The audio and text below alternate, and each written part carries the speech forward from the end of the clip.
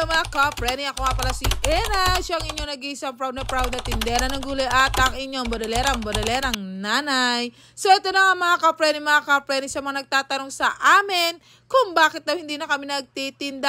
Eto na sasabihin ko na sa inyo mga chismosa kayo. Nanggigigil ako sa inyo. Eto na nga mga ka-preni, napag-isipan namin ng aking cute na asawa na ipaayos na ang aming maliit na tindahan. Ayan. Kasi nga mga ka-preni, kahit anong gawin namin dito pagtatagpi-tagpi, kung ano-ano pang nilagay namin, naaapektuhan na ang aming tindahan. Kasi nga mga ka-preni, nakakapasok pa rin dito ang bubwit. At hindi lang basta bubwit, nakakagulat, malaking bubwit na mga ka-preni. Ikaw ba? Ha? Papayag ka ba ganyan? Siyempre naapektuhan na ang iyong mga grocery. Ang iyong gulay, kinakain. Diba?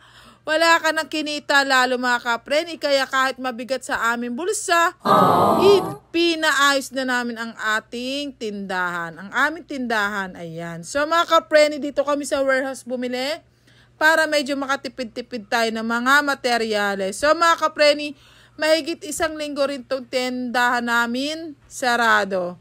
Para makasure kami na isang beses ka lang magagastos at pang matagalan mo na magagamit. Kasi nga mga ka-preni, bukod sa may butas ang aming tindahan, meron ding tulo yung bubong namin. So nilahat-lahat na namin mga ka-preni kasi nga sakto tag-ulan pa, diba? Doon na lumabas yung mga sakit. Kahit anong gawin namin, paglalagay ng trapal, wala, ganun pa rin. Kahit anong pagtatagpi-tagpi, ganun pa rin. So, ito na nga mga ka-preni, tinulungan na ng aking asawang aming tindahan. May kita nyo naman kung gaano to kaliit.